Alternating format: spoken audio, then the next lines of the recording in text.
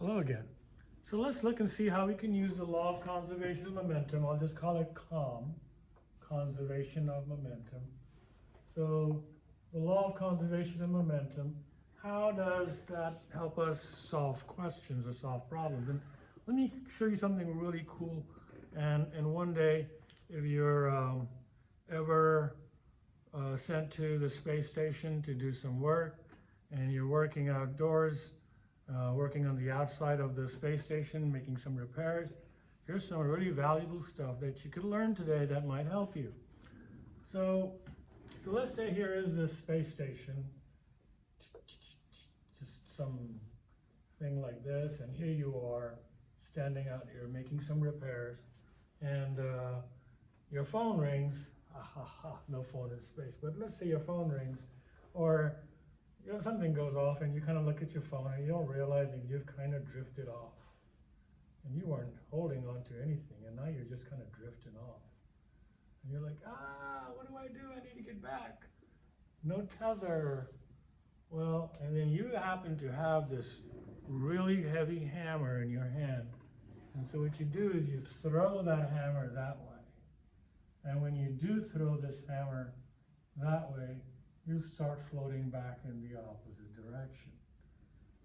And that's what we're going to talk about today. Okay? So let's pretend same situation. We'll make it a little simpler. Let's say you are an astronaut and you're floating out in space like this. And you have a mass of, say, 50 kg. Okay, you're a lightweight.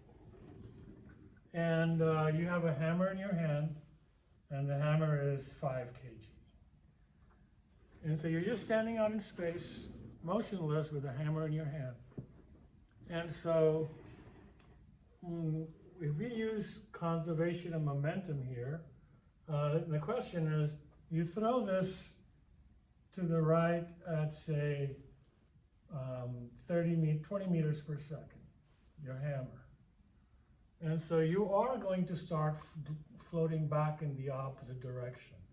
You're going to have velocity in the opposite direction. The question is, how much? Okay?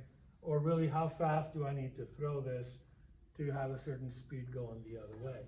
Could be anything. But let's say you have a hammer, you're out in space, your mass is 50 kg, the hammer's mass is 5 kg, and you throw it that way at 20 meters per second. What happens to you?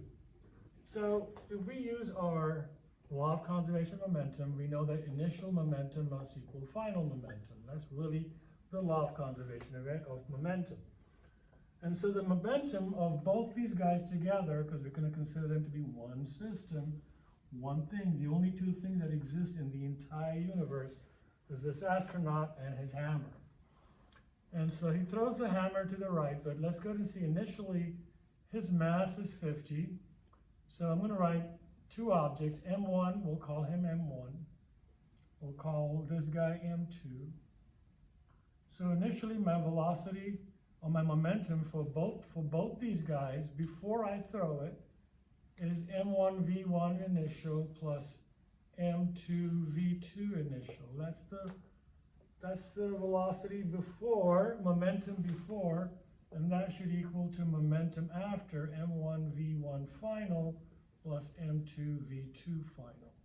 And that's really your statement for the law of conservation of momentum, before equals after. And so before, if you look, his mass is 50, but his velocity is 0.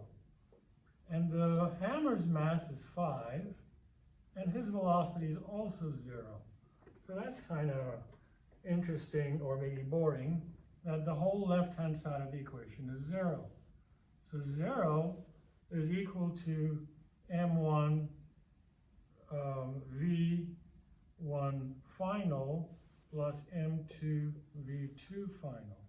That's the momentum afterwards. So momentum before was 0, momentum after must be 0. That means this must also equal 0, and that's what it is going to be equal to 0. So let's go ahead and plug some numbers in. 0 is equal to mass of the man, which is 50, times his velocity, which is what I don't know, I'm going to call it V1F, plus the mass of the hammer, which is 5, times 20.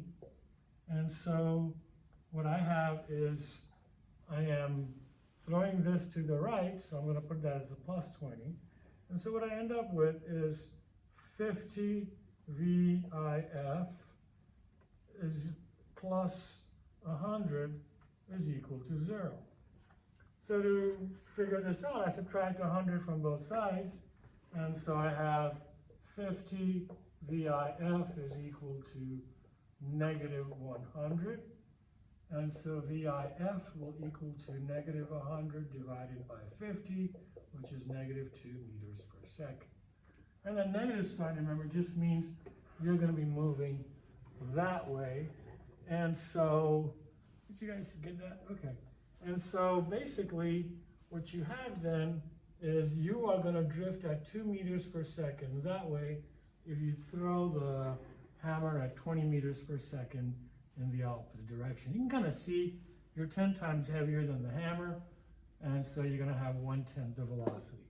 Normally the numbers won't be that simple and easy, but here you see you can determine or predict how fast you're going to be coming back depending on how fast you throw that thing over. And again, to simplify it and just make it easy, we call this particular thing when two objects are together and they split apart. It could be two people standing next to each other, pushing off against each other. It could be me throwing a hammer. It could be a cannonball going off or something like this, or a cannon shooting a cannonball, or a gun being fired. In either case, we can use these same equations to determine, for example, if I were to fire a cannon this way, a cannonball that way, the cannon will recoil backwards. Well, what is the recoil velocity of the cannon? And so that can all be figured out simply by using the law of conservation of momentum. I'll do one more question in a second.